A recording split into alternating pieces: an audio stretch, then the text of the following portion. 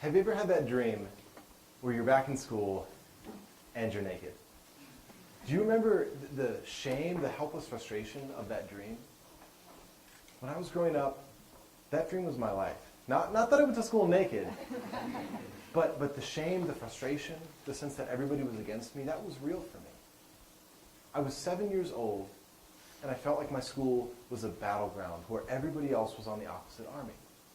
And I didn't know why or how to fix it. That was my life. And this is me. I was kind of awkward, as you may be able to tell. I didn't have a terrible life. My family loved me. I had a couple friends, and when it came to Super Mario Brothers, I was a pretty big deal. But I didn't fit in at school or anywhere, really. And I didn't know why. I would try my hardest to make friends, and I just wouldn't. I would be friendly, and people would be mean to me. I didn't know how to make it work. I had 3 memories from that time. One is that I was walking home from school with my mom and saying, how do you talk to people? I don't even know how to talk to people. Another is that I sat down at a lunch table, and every other kid at that table stood up and walked away. Me being me, I decided to exploit my newfound power, so I followed them from table to table, forcing them to move around the lunchroom before I gave up and ate alone. My third memory is coming home from school sobbing, running into my dad's arms and saying, I'm bad, I'm bad, I'm bad. So growing up was tough, elementary school especially. Middle school was a little bit easier, but I still had a lot of trouble fitting in. I'm the one in the tie-dye. So it wasn't until high school when things really started to turn around for me. You see, my parents are great parents. They're in the audience, and so if you see them, give them a high five. But all parents want to think that their kids are normal, but by this point, my parents had realized that I was marching to a different drummer or maybe an entirely different orchestra. And so they took me to a psychologist right before I started high school, and I was diagnosed with Asperger syndrome. If you haven't heard of it, Asperger syndrome is a neurological condition on the autistic spectrum, and basically what it does is it made it so I was unable to learn social skills naturally. You can think of it this way. If you take a baby, and that baby is born in Japan, that baby is going to learn Japanese, just growing up naturally, listening to the world around it. Whereas if you take an adult who has never spoken Japanese, and you drop them in the middle of Tokyo, that adult's going to have a much harder time. In the same way, for somebody without Asperger's, people learn social skills naturally, just by observing the world around them. Whereas for somebody with Asperger's, it's like being the adult in a foreign country where you don't speak the language. It's much, much harder to learn. So when I was diagnosed, it was this huge epiphany because remember, I didn't know why I was struggling. But now I understood, oh, it's because I don't have social skills. I remember my psychologist gave me a list of the social skills that people with Asperger struggle with, and I was like, oh, all right, let's get to work. And so I started studying social skills. I started reading books on body language, conversation, etiquette, you name it. I started watching movies with my parents where I would pause the movie like 10 times to be like, hey, what just happened in that conversation? Hey, I don't understand why this character did that. Hey, explain these social cues to me. And I started to get better. And it started to make sense. I started being able to figure out the systems that govern the way that people interact. And I started being able to create metaphors and ideas to help me know how to respond. Like, let's talk about body language. Body language is fun. You guys should go to the bookstore, pick up a book on body language. It'll tell you all the different things that your body can do. My favorite is that feet signal intent. So if somebody's talking to you and their feet are pointing right at you, it means that they're very focused in on talking with you. Whereas if they're talking to you and their feet are pointed towards the door, they want to go.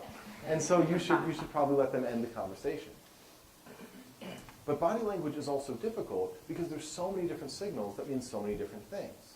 Like if you rub your nose, it means that you're uncertain. Whereas if you rub the back of your neck, it means that you're anxious. Similar actions, similar meanings, but a little bit different. And so I'd be looking at somebody, trying to figure out what all of their body language is saying, and by the time I'd figured it out, the conversation moved on, and I'd completely forgotten what I was supposed to be talking about. But this is kind of what it's like to try to figure out, okay, I mean, look at this list. What are these people feeling? It's really hard to see in just a moment. So what I did is I decided, okay, let me condense this. And so I took all the body language signals, and I grouped them as just comfort and discomfort.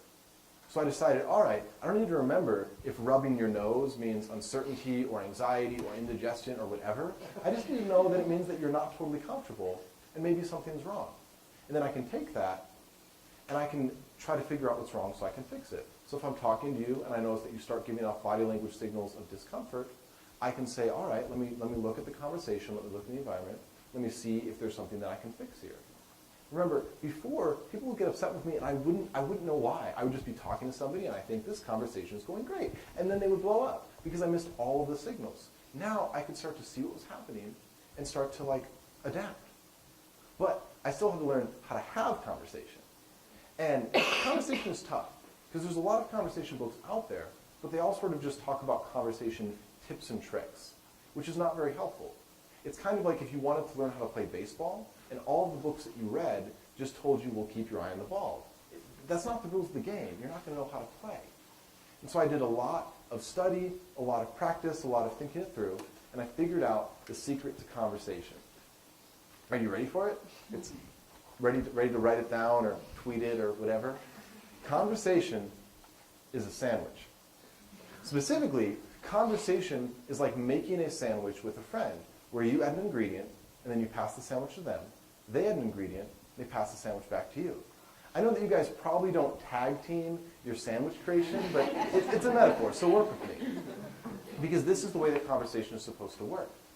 You add something to the conversation, your thoughts, your ideas, a story, and then you invite the other person to speak by asking them a question or something like that. You're adding the ingredient, and then you're passing the sandwich. And then they do the same, they pass it back to you. So now I knew what I was supposed to be doing in conversation. I knew how to keep the conversation flowing and how to know when I was supposed to add something. But I still needed to figure out, how do I be a good conversation partner? How do I make sure that I'm picking topics that people are interested in? And this was difficult for me because I used to ramble so much growing up. Like somebody would ask me, well, what did you do today? And I would tell them. All of it. This was rarely the actual answer that they were looking for. So I had to figure out, okay, how do I tone it back? How do I avoid rambling? How do I only tell them what they're interested in hearing? And so what I decided was I developed this technique that I called the creaky door. And it works like this. Let's say you're getting home late and the door, your front door is old and creaky. You're not going to want to open that door all at once because it's going to annoy everybody in the house. So you open it a little bit at a time, then you open a little bit more, and then you keep going until eventually you've got the door all the way open and you can enter. In the same way, if somebody asked me a question, I would share part of the answer and then give them an opportunity to ask for more. So if, for instance, somebody asked me, what did you do this weekend? I could say, oh, well, I went to the pool. And then I would stop. If they were curious, they could ask me and I would tell them more. And if they weren't, then they wouldn't ask and we would change the topic and no harm done. So I figured out all these different systems for how to interact with people. I had to sort of put it into my own language. And I could keep going. I could keep telling you all the different things that I figured out, but as we discussed, I have a tendency to ramble, so I'm going to cut myself off right there. But the point is this. I started getting better at social skills. I started not being perfect, but being good enough. I started having conversations where I understood the nonverbal signals that were coming my way. I started being able to make friends and be a part of a friend group. And guys, I want you to get how incredible this was for me. Like, social interaction was something that I struggled with for my entire life. But now I had learned that it was not a permanent disability, but it was something that I could overcome. Like, that was huge. But even more than that was learning just the joy of friendship. Like, for somebody that was on the outskirts his entire life, to be a part of a friend group, to be somebody that people wanted to hang out with, like, that was so incredible. I think that I realized just how much things had turned around when I got a phone call from my friend Mark.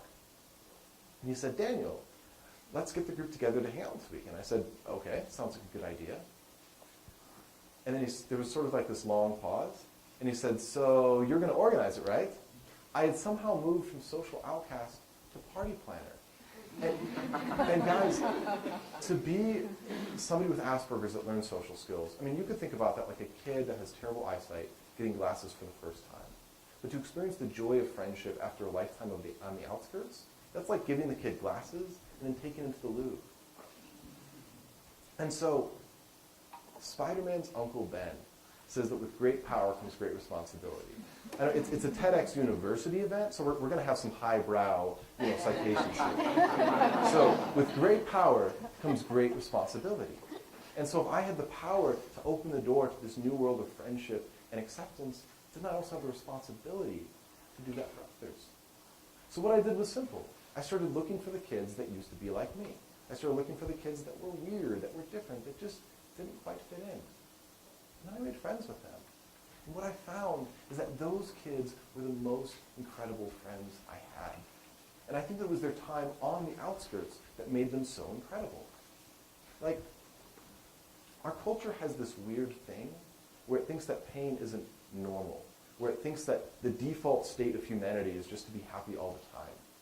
And so when you have this pressure to fit in, you also have this pressure to bury your pain and put on a happy face. But when you know that you're not going to fit in no matter what you do, when you know that you're an outcast, even if you acknowledge that life is hard sometimes, it gives you the freedom to acknowledge your pain and then to acknowledge the pain in others. And so it builds compassion. Or you can think of it another way. Thoreau went into the wilderness away from society because he wanted to live deliberately. But when society forces you into the wilderness, it also forces you to live deliberately. You can make choices not based on what's in stock, not based on what's in style or what your friends think, but just based on who you want to be and what you want to do. And so as I reached out to these people, I found that they were incredible friends. I found that the people that I reached out to because I thought that they needed me, they were the people that I needed because they were the most able to support me. I'll tell you a story. My freshman year of college, there was a girl that was going through a really hard time, one of my friends, and so I really poured myself into trying to support her. And then, one day, I get a phone call from home, and it's bad news. It's really bad news. I kind of hold it together long enough to get off the phone, and then I just lose it. Like, we're talking tears, we're talking, it was massive. And I'm crying, and then I feel an arm around me. And I look up, and it's my friend that I'd been supporting. She held me and she comforted me, and she was exactly the person that I needed in that moment. And guys, it wasn't just that my friends helped me learn. It wasn't just that my friends helped support me, but my friends helped me learn that it was okay to need support. Because when I first started being social, when I first started tasting acceptance and what that felt like, I became so afraid of rejection. I became terrified that I was going to do something wrong, that I was going to make some kind of faux pas, and people were going to be like, Daniel's an imposter. He's secretly awkward all along. Let's throw sticks at him. Like, obviously this is not the most realistic fear, but our greatest fears rarely are they? And so I had so much pressure to always put my best foot forward. But that's really lonely, right? Because when you're only putting one foot forward, the rest of yourself is still held back. And so over time, my friends started to show me that they liked me just for me, that I didn't have to be the party planner or the shoulder to cry on all the time.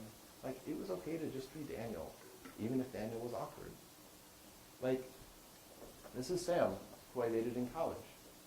As you can see, she was very good about creating a space where I felt the freedom to just be me, even if that was really awkward. Or here's some of my dearest friends in a Disneyland teacup, because where else do you go with friends? And so this group, we became so close because our freshman year, we decided that once a week we would get together and just make time for being real with each other.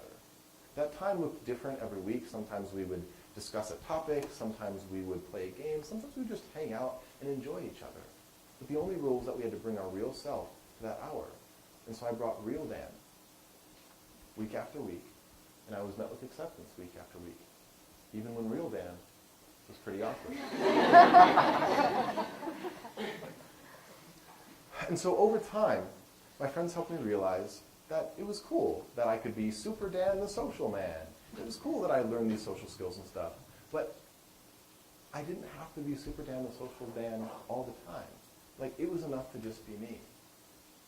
And I hope that you guys get that it's enough to just be you. Like, I hope that you get that there are people out there that will like you just the way that you are, and that you shouldn't stop looking for those people. Because I think ultimately it's those people that define us. It's the people that don't give up on us. It's the people that see the good in us, even when we're pretty hard on ourselves.